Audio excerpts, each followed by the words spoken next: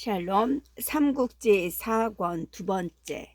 옥대에 숨겨져 있던 천자의 밀조와 거사에 가담할 사람들의 이름이 적힌 의장이 나왔다. 쥐 같은 무리가 감히 이럴 수가 있느냐. 무사들이 찾아낸 밀조와 의장을 읽은 조조가 갑자기 껄껄 웃으며 그렇게 말했다. 득이에 찬 웃음이라기보다는 어딘가 허탈이 밴 듯한 실소였다.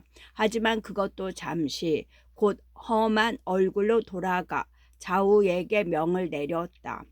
동승의 가솔이라면 노소와 양천을 가리지 말고 모조리 잡아들이도록 하라. 단 하나라도 달아나게 해서는 아니 된다. 그런 다음 부중으로 돌아온 조조는 곧 여러 모사들을 불러 모았다. 조조가 그들에게 밀조와 의장을 보여주자 모사들은 혹 놀라고 혹은 분해했다. 지난날 이가 곽사의 손에서 천자를 구한 이래 나는 한조를 위해 충성을 다했건만 결과는 이러했소. 감히 내게 칼을 겨누려 드는 무리도 무리려니와 더욱 실망스러운 것은 지금의 천자요. 은혜를 원수로 갚아도 분수가 있지 어찌 이럴 수가 있소. 아무래도 이를 그냥 보아 넘길 수가 없소. 이대로 넘어가면 지금의 전자는 다시 두 번째, 세 번째 밀조를 내릴 것이고 야심에 찬 무리 가운데에는 또 다른 동승이 수없이 생겨날 것이요. 차라리 지금의 전자를 패하고 달리 덕 있는 일을 옹립해야겠소. 제공들의 의견은 어떠시오? 조조가 겨우 분기를 가라앉히고 조용히 물었다. 이미 한조에 대한 충성에 서약을 철회한 그였지만 아직은 400년 전통의 힘을 무시할 수는 없었다. 동승의 일 또한 허전에서 사냥 때 해본 시험에 대한 그 힘의 반발이라는 것을 꿰뚫어 본 그였기에 스스로 나서는 대신 다른 유시로 재위를 잇게 하는 정도에서 일을 마무리 지으려 한 것이었다. 명공께서 능력과 위세를 사방에 덜치시고 전하를 호령하실 수 있게 된 것은 모두가 한시를 떠받들고 계신 덕택입니다. 이제 아직 전하가 평정되지 않은 터에 전자를 내치고 세우시는 일을 하시는 것은 합당치 못합니다. 반드시 사방에서 근왕의 군사가 일어 공경을 당하시게 될 것이니 부디 깊이 헤아려 주십시오. 정욱이 일어나 그렇게 조조를 말렸다. 조조가 비록 분노로 혼란되어 있다 하나 옳고 그름을 분간 못할 정도는 아니었다. 정욱의 말을 듣자 아직도 자신이 지나치게 격해 있음을 깨닫고 곧 전자패립하는 의논을 그쳤다. 대신 동승을 비롯한 5사람과 그 가솔들에게는 일찍이 없었던 참혹한 벌을 내렸다. 각기 문마다 나누어 끌어낸 뒤 목을 베어 죽였는데 그때 죽은 사람이 남녀노소를 합쳐 700이 넘었다. 성안의 백성들 중에 그 처참한 광경을 본 사람치고 눈물 짓지 않는 이가 없을 정도였다. 조조가 동성을 비롯한 5사람은 물론 그의 늙고 젊은 가소들까지 모조리 죽여버린 일은 확실히 지나친 데가 있었다. 흔히 조조를 간웅으로만 몰아가는 논의에서도 그때 죽인 700여 명의 피는 중요한 근거의 하나가 되곤 한다. 하지만 조금만 시대와 상황에 비추어 생각하면 그 사건이 반드시 조조에게만 있는 악성의 발로라고는 단정짓기 어렵다. 우선 살펴볼 것은 처벌의 범위이다. 남녀노소를 합쳐 그 가족 700여 명을 모두 죽인 것은 언뜻 보아서는 부당하게 처벌의 범위를 넓힌 듯하지만 실제로 역사는 그보다 더 심한 예를 얼마든지 보여주고 있다. 당시보다 1000년 뒤의 사회에서도 구족을 없애는 법이 지속되기 때문이다. 처벌의 방법도 마찬가지다. 오늘날처럼 정부기구와 조직이 발달한 사회에서도 적대 세력의 처벌에는 죽음이 자주 애용된다. 그런데 정부기구나 조직의 미비로 살려준 적대 세력의 통제나 감시가 거의 불가능한 당시의 사회에서 조조가 일률적으로 죽음이라는 처벌을 썼다고 해서 듣기 부당할 이유가 어디 있겠는가. 더구나 그때 조조는 아직 밖으로도 안으로도 안정을 확보하지 못한 상태였다. 따라서 한탄할 것이 있다면 그것은 세련되고 성숙되지 못한 당시의 사회 간섭이나 의식, 제도이지 조조만의 악성은 아니었다. 평생을 윤리보다는 능률을, 명분보다는 실리를 선택해온 그가 700이나 되는 극렬한 적대 세력을 윤리나 명분 때문에 살려두는 모험을 했다면 오히려 걸맞지 않는 일이 될 것이다. 하지만 아무래도 그 무렵 조조가 지나치게 잔혹에 열정에 사로잡혔던 것만은 부인할 길이 없다. 그 중에서도 특히 동귀비를 죽인 일은 그 전에 어떤 일보다 지나쳤음을 뚜렷이 보여주고 있다. 동승과 그 동지들의 가속들을 몰살시키고도 노기가 가라앉지 않은 조조는 칼을 찬 채 궁궐로 들어갔다. 동승의 누이로 현재의 총애를 받고 있던 동귀비를 죽이고자 함이었다. 이때 헌제는 후궁에서 복왕후와 함께 동승의 일을 얘기하고 있었다. 교묘하게 밀주를 주어 보냈으나 뒷소식이 없어 궁금히 여기고 있는데 갑자기 조조가 들어왔다.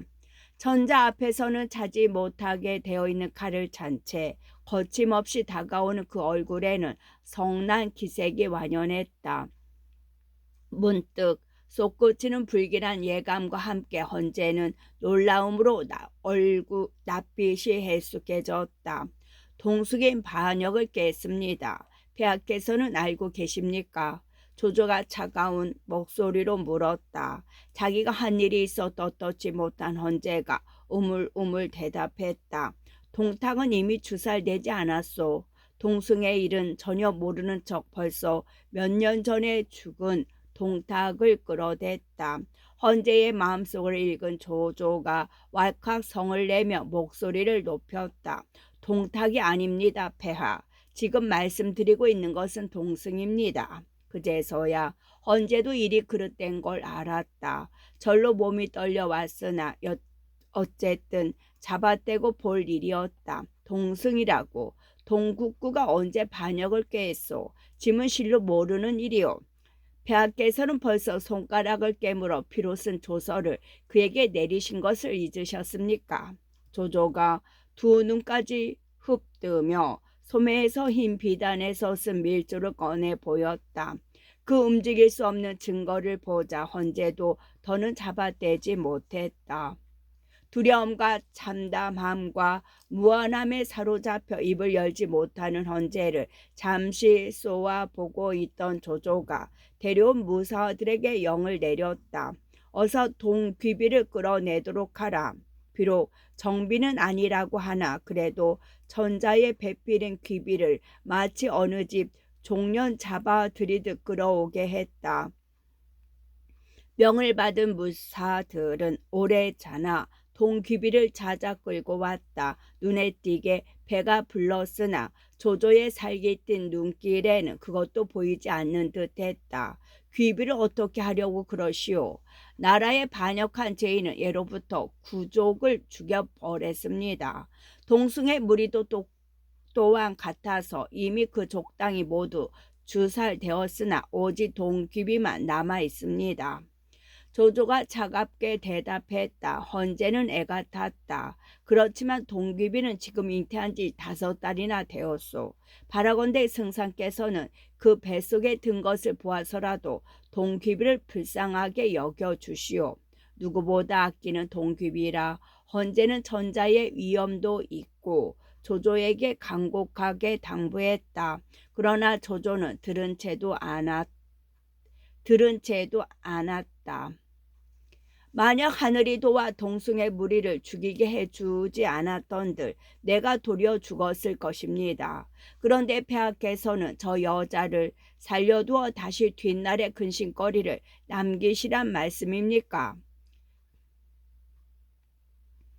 그래도 폐하께서 저렇듯 말씀하시니 부디 손길에 인정을 베푸시오.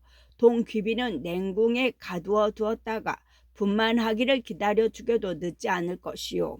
함께 있던 복황후도 헌제를 거들어 조조를 달래 보았다. 역시 소용없는 일이었다.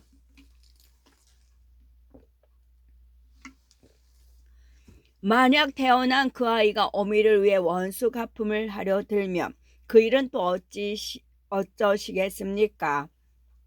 안 됩니다. 그럴 수는 없습니다. 그렇게 잘라 말하고는 동귀비를 노려보았다.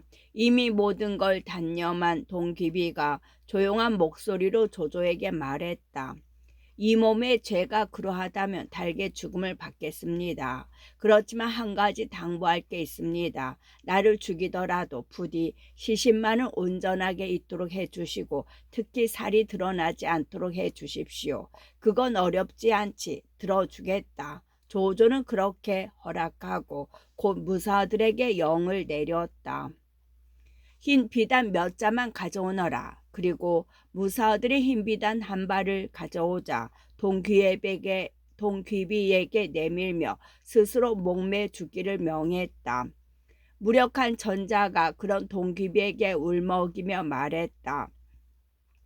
그대는 죽어 구천에 들더라도 부디 짐을 원망하지 말라. 어찌 눈앞에서 죽어가는 애비에게 할 말이 그뿐이랴만. 조조가 살깃힌 눈으로 보고 있으니 속뜻을 드러내 보이는 일조차 마음대로 되지 않았다. 겨우 그 한마디로 작별을 하는데 두 눈에서는 비 오듯 눈물이 쏟아져 내렸다. 복황후도 참지 못하고 크게 소리내어 울었다. 이 무슨 어린애나 계집아이 같은 짓입니까? 조조는 못마땅한 듯 헌제와 복황후에 그렇게 쏘아 붙이고 이어 무사들을 돌아보며 성난 목소리로 영을 내렸다. 동귀비를 국문 밖으로 끌어내라. 아무리 비정한 복수심에 힘올리고 있는 조조라고 하지만 차마 헌제가 보는 앞에서 동귀비를 죽일 수는 없었던 듯했다. 동귀비는 끝내 국문 밖으로 끌려나가 목매어 죽었다. 동귀비를 죽인 조조는 다시 군감관에게 엄하게 일렀다. 앞으로는 외척이건 정치인이건 내 뜻을 받들지 않고는 함부로 궁궐에 들어서는 안 된다. 이 말을 어기는 자는 목을 베리라. 궁궐을 지키는 자로 그런 외척이나 종친이 함부로 드나듦을 막지 못한 자도 같은 벌로 다스린다. 그러고는 또 자기가 믿는 군사 3천을 뽑아 어림군을 재운 뒤 조홍으로 하여금 그들을 이끌게 했다. 전자가 두 번 다시 외부의 세력과 연결되는 일이 없도록 안팎으로 철저히 고립시켜 버린 셈이었다. 자옥한 전진 의기를 가리우고 도성에서의 일이 대강 마무리되자 조조의 눈길은 마등과 유비에게로 옮아갔다. 둘 다 의장에 이름이 올라간 동숭의 패거리였으나 외방에 나가 있어 화를 면한 사람들이었다. 비록 도성 안에 있던 동숭의 무리는 모두 죽였으나 밖에는 아직도 마등과 유비의 무리가 남아있어 그 수가 적지 않으니 없애버리지 않을 수 없구려. 조조는 정욱을 불러놓고 의논조로 그렇게 입을 열었다. 이번에도 정욱은 조조와 뜻이 달랐다. 마등은 멀리 서량의 군사를 머무르게 하고 있어 가볍게 대적하기 어렵습니다. 그를 보내 그를 달래 의심을 품지 않게 한 뒤 도성으로 깨어들여 죽이도록 하십시오. 유비도 지금 서주에서 군사를 길러 서로 의지하며 지키고 있으니 역시 가볍게 맞서서는 아니 됩니다. 더구나 원소가 관도의 군사를 두고 언제나 허도를 노리고 있습니다. 만약 우리가 동쪽으로 유비를 치러 간다면 유비는 반드시 원소에게 구원을 정할 것입니다. 원소가 그 틈을 노려 이곳으로 쳐들어온다면 어떻게 당해내겠습니까? 그같이 조조를 말렸으나 조조도 그 일 많은 정국의 말을 듣지 않았다. 그렇지 않소. 마 등의 일은 공의 말을 따른다 해도 유비만은 다르오. 유비는 실로 인거리외다. 만약 지금 치지 않고 그 날개와 깃털이 자라도록 버려둔다면 그때는 정말로 도모하기 어려울 것이요. 일찍 쳐 없애야 하오. 공은 원소를 두렵게 여기고 그 세력이 강한 것도 사실이나 그는 의심이 많고 이를 당해 결단을 내리지 못하는 자요. 조금도 걱정할 일이 아니외다. 조조가 그렇게 우기며 동정을 강행하려 했다.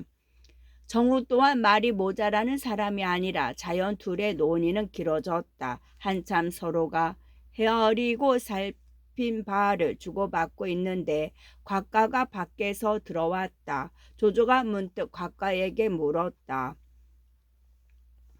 나는 동쪽으로 군사를 내어 유비를 치고 싶은데 아무래도 원소가 걱정이 되네. 그대 생각은 어떤가? 곽가가 별로 생각하지도 않고 선뜻 대답했다. 원소는 결정이 느리고 의심이 많은 사람입니다. 거기다가 그의 모사들은 서로 시기하여 꾀를 하나로 모이기 어려우니 걱정할 게 없습니다. 오히려 지금이 때입니다. 지금 유비는 새로 군사를 모아들이는 중이라 아직 그들을 마음으로 따르게 하지는 못하고 있습니다. 승상께서 친히 군사를 이끄시고 동으로 쳐나가신다면 한싸움으로 결판을 내실 수 있을 것입니다. 그게 바로 내 뜻과 같다네. 곽가가 제 마음속을 들여다본 듯이나 찬성하고 나서자 조조는 크게 기뻤다. 더 망설이지 않고 20만 대군을 일으켜 5길로 서주를 향해 밀고 내려갔다. 첩자가 그 소식을 담지하여 나는 듯 서주에 전했다. 그 소식을 들은 송건은 먼저 하비에 있는 관우에게로 가서 알리고 이어 소패에 있는 유비에게도 가서 전했다. 큰일이로구나. 이 일은 반드시 원소에게 구함을 받아야만 어려움이 풀리겠다. 유비는 손건과 그렇게 의논한 뒤 글 한 통을 써서 하북의 원소에게 보냈다. 하북에 이른 손건은 먼저 원소의 모사 전풍을 만나 사실을 말한 뒤 원소에게 인도해 주기를 정했다. 전풍은 즉시 손건을 원소에게로 데려갔다. 유비가 써준 글을 바치면서 손건이 보니 원소는 얼굴이 조치하고 옷과 관이 흐트러져 있었다. 전풍도 그게 이상한지 원소에게 물었다. 오늘 주공께서는 무슨 일로 이런 모습을 하고 계십니까? 아무래도 내가 곧 죽을 것 같소. 원소가 잠옷 처량한 목소리로 대답했다. 전풍이 놀라 물었다. 주공께서는 어찌 그런 말씀을 하십니까? 실은 큰 걱정이 있소. 나는 5 아들을 두었는 바 그 중에서 막내가 가장 나를 기쁘게 해 주었소. 5 아들은 정초에게서 난 아들은 원담, 원희, 원상 셋이었으나 여기서는 첩에게서 난 아들까지 3만 듯하다. 그런데 지금 그 아이가 개창이나 다 죽어가니 여기서는 대단치 않은 피부병. 다른 일이 어찌 마음을 쓸 겨를이 있겠소. 내가 곧 죽을 것 같다는 소리가 빈말이 아닐게요.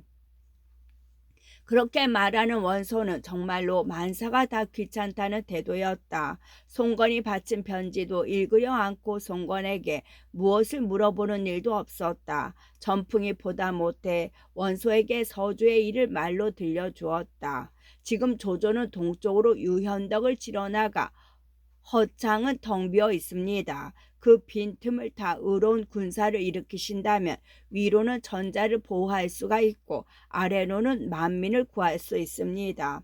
이런 기회는 2번 다시 얻기 어려우니 명공께서는 부디 결단을 내려주십시오. 하지만 원소의 대답은 여전히 미적지근했다. 나도 이번이 가장 좋은 기회란 것을 알고 있소. 그러나 내 마음이 어지러워 일이 이롭지 못할까 걱정이오. 무엇 때문에 그토록 마음이 어지러우십니까? 전풍이 더욱 답답한 듯 물었다. 그러나 원소는 전풍의 마음속을 아는지 모르는지 못난 소리만 거듭했다. 내 말하지 않았소. 아들 5 가운데 가장 뛰어난 막내가 지금 알아누워 다 죽어간다고. 만약 그 아이가 죽는다면 내 목숨도 없는 거나 마찬가지 외다. 어찌 마음이 어지럽지 않겠소. 그러면서 끝내 군사를 일으키는 일에 결단을 내리지 못했다. 전풍과 송건이 번갈아 권했으나 송건이 원소로부터 얻어낸 대답은 실로 실망스럽기 짝이 없었다.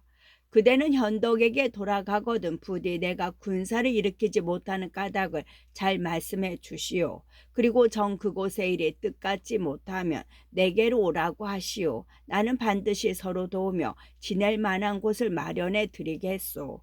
원수의 뜻이 그러하니 송건도 어쩔 수가 없었다. 할 일 없이 원수의 방을 나서는데 문득 전풍이 지팡이로 땅을 치며 단식했다. 실로 얻기 어려운 기회를 어린아이의 병으로 놓쳐버리다니 이 기회를 잃으면 큰일은 이미 틀려버린 노릇이다. 동탄스럽고 애석하구나. 어찌나 마음이 상했는지 걸음조차 제대로 가누지 못해 비틀거릴 정도였다. 여기서 또 한 번 볼 수 있는 것은 조조와 원소의 대비이다. 조조는 장수에게 쫓길 때 아들의 말을 뺏어 타고 달아나 목숨을 건지고 뒷날을 기약했다. 그런데도 원소는 어린 아들의 병으로 마음이 흔들려 실로 얻기 힘든 기회를 놓쳐버리고 있는 것이다. 조조가 던져졌던 상황이 원소보다 더 극한적인 것이었고 또 감상적인 이들에겐 원소의 그 같은 다감함이 훨씬 인간적으로 보이는지도 모르겠다. 그러나 적어도 천하를 다투는 싸움터에서 발을 들여놓은 한 무리의 우두머리라는 입장에서 볼 때 원소의 그 같은 다감함은 치명적인 약점이 될 뿐이다. 원소의 거절을 받은 송건은 그 길로 소패에 있는 유비에게 달려가 일의 경과를 알렸다.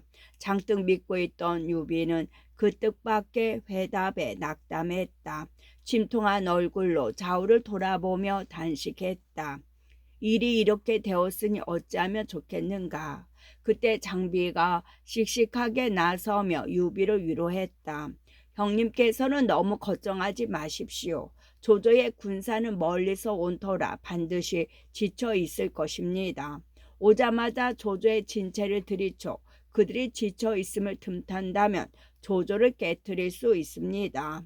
유비도 생각해보니 이왕 혼자 힘으로 싸워야 한다면 그 길밖에 없었다. 곧 표정을 밝게 고치고 먼저 장비를 크게 칭찬하여 그 기세부터 복두어 주었다. 나는 네게 그저 힘골게나 쓰는 자로 알았는데 이제 보니 제법 이렇구나. 전에는 멋진 계략을 써서 유대를 사로잡더니 지금 올리는 계책도 또한 병법에 있는 것이다. 좋다. 그대로 해보자. 언제까지나 남의 도움을 기다리고 있을 수는 없는 일이 아니냐. 그러고는 다시 군사들을 격려해 성을 나갔다. 장비와 함께 길을 나누어 조조의 진체를 급습할 작정이었다. 이때 조조의 군사는 거의 소패에 이르고 있었다. 한참 행군을 재촉하고 있는데忽然 미친 듯한 바람이 일며 요란한 소리와 함께 아기가 둘이나 뚝 부러졌다. 아기는 대장군의 기. 조조는 까닭없이 기분이 좋지 않았다. 곧 행군을 멈추게 한 뒤 여러 모사들을 불러 모아놓고 길흉을 물어보았다. 바람이 불어온 방향이 어느 쪽이며 부러진 깃발의 색깔은 무엇이었습니까? 순욱이 가만히 조조에게 되물었다. 바람은 동남방에서 불어왔고 부러진 아기는 푸른색과 붉은색이었소. 조조가 그렇게 말하자 순욱이 잠깐 무엇을 헤아리더니 잔잔한 목소리로 대답했다. 별로 대단한 일은 아닙니다. 오늘 밤 틀림없이 유비가 우리 진체를 급습하러 올 것입니다. 그 말에 조조도 가만히 고개를 끄덕였다. 옛 병서에서 그 같은 말을 읽은 듯도 하거니와 설령 그것이 황당한 예측이라 할지라도 하룻밤 적의 기습에 대비하는 것 또한 나쁘지 않다고 여겼다. 자기의 군사는 전리를 행군해와 지쳐 있을 뿐만 아니라 그때까지 적을 본 적이 없어 약간 방심한 기색도 있었다. 거기다가 그 지역은 이미 유비의 군사가 기습을 나올 수 있는 곳이기도 했다. 그때 다시 모계가 들어와 조조에게 물었다. 방금 동남풍이 거세게 일더니 푸른색과 붉은색 악기 둘을 부러뜨렸습니다. 주공께서는 그 기륭을 어떻게 보십니까? 공은 어떻게 생각하시오? 조조가 시치미를 떼며 되물었다. 모계가 조심스레 대답했다. 제 어리석은 소견으로는 오늘 밤 반드시 우리 진체를 야습해 오는 자가 있을 것 같습니다. 그제서야 조조도 껄껄 웃으며 좌우를 둘러보고 말했다. 이는 하늘이 나에게 알려준 것이오. 마땅히 미리 막을 채비를 해야겠소. 그리고 병사를 9부대로 나누어 한 부대만 진체에 남기고 나머지 8부대는 진체 둘레에 발면으로 매복하게 했다. 진체에 남은 한 부대가 기치와 화토불로 마치 모든 부대가 다 진체에 있는 것처럼 거짓으로 꾸몄음은 말할 것도 없었다. 그날 밤은 마침 달빛이 희미하여 야습에는 알맞았다. 조조가 미리 대비하고 있는 줄을 짐작도 못한 유비는 장비와 함께 좌우로 길을 나누어 조조의 진체를 야습하러 떠났다. 소패는 송건이 남은 군사들과 함께 지키기로 되어 있었다. 장비가 조조의 진체에 이르러 보니 겉으로 보기에는 허술하기 짝이 없었다. 바수도 별로 세워놓지 않고 대군이 한 진체에 머물러 마음 놓고 잠들어 있는 듯 보였다. 장비는 자신의 계책이 다시 한번 멋지게 맞아떨어졌다 싶었다. 차림이 가벼운 기병을 앞에다 세우고 그 뒤에 보군을 따르게 하여 기세 좋게 조조의 진체를 덮쳤다. 그러나 조조의 진체 깊숙이 뛰어들자마자 장비는 이상한 느낌이 들었다. 말과 사람은 별로 눈에 띄지 않고 기치와 화토불만 휴양할 뿐이었다. 장비는 놀라 군사를 물리려 했으나 이미 때는 늦은 뒤였다.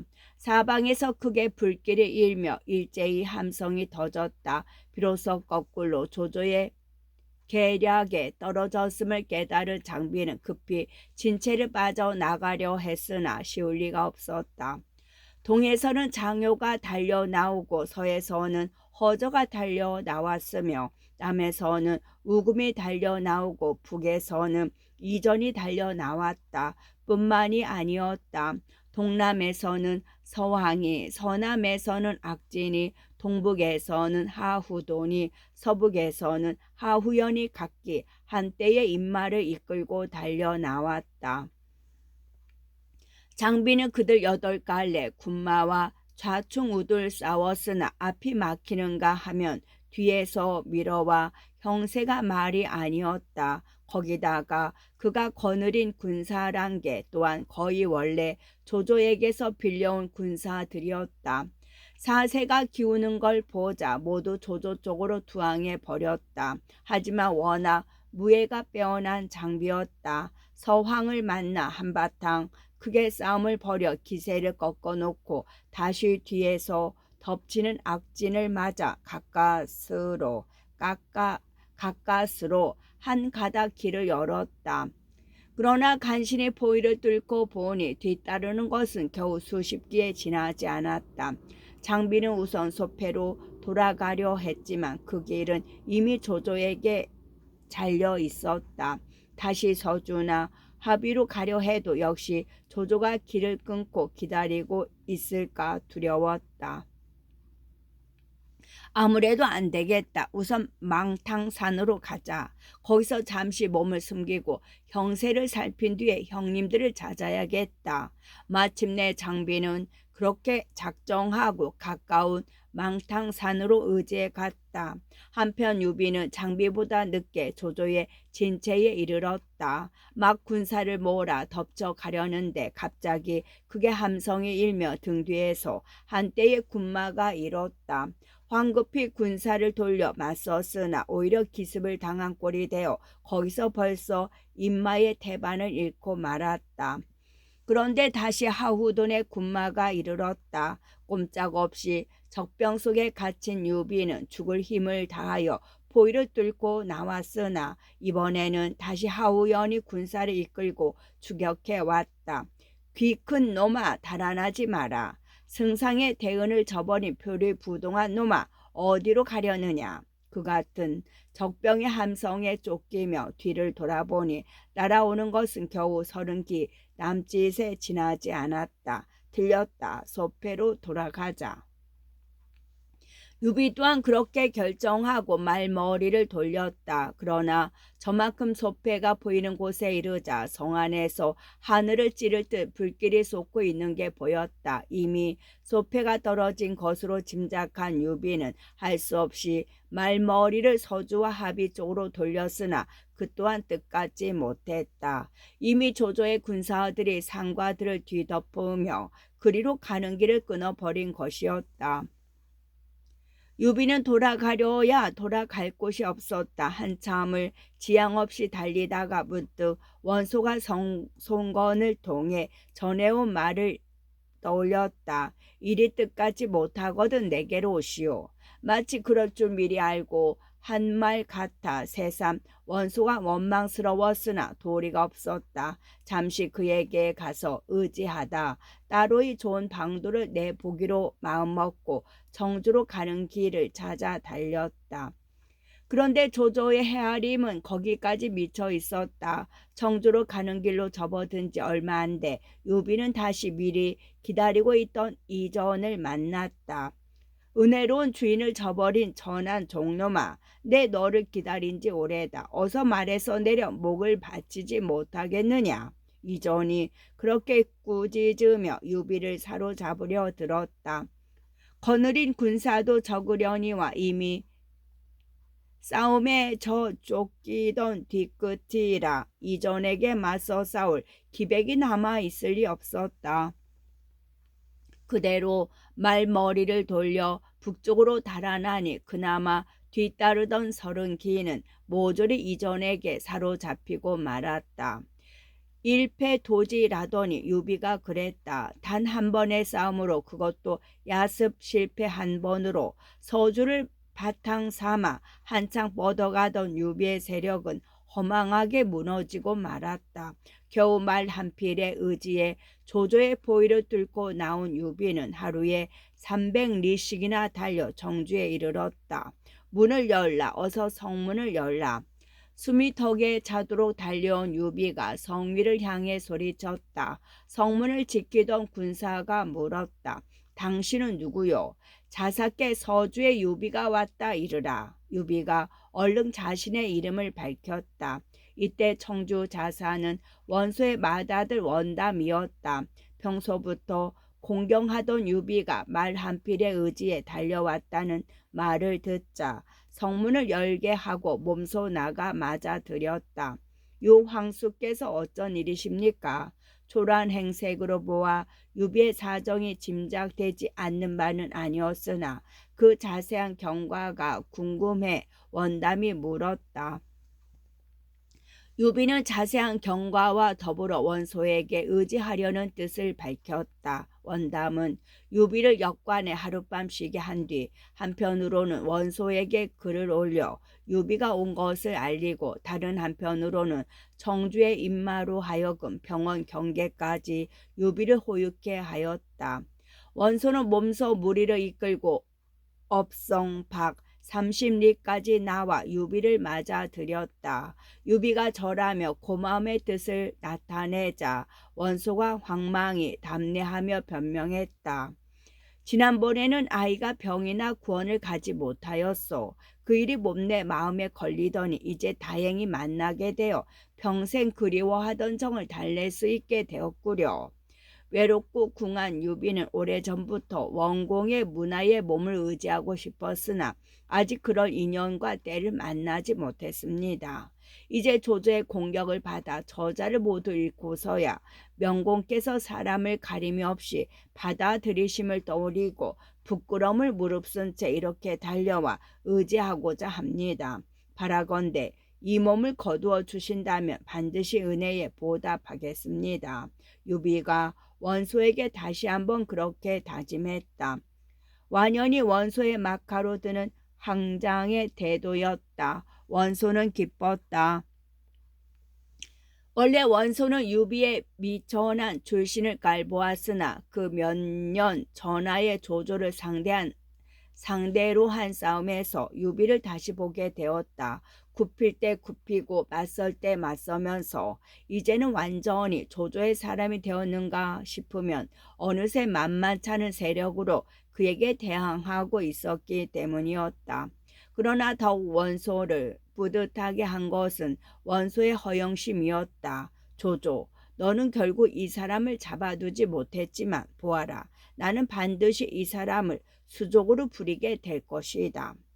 조조가 유비에게 드린 공이 어떠한 것이었는지 알지 못하는 원소는 자신에게 그렇게 중얼거렸다.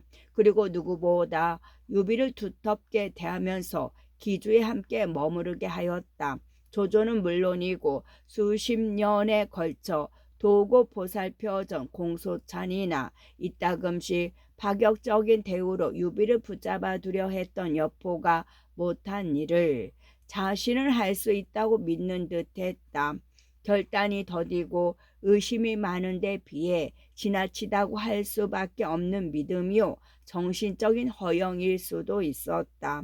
한편 조조는 유비를 깨뜨린 그 밤으로 소패를 손에 넣고 이어 군사를 내몰아 서주를 치게 했다. 끝.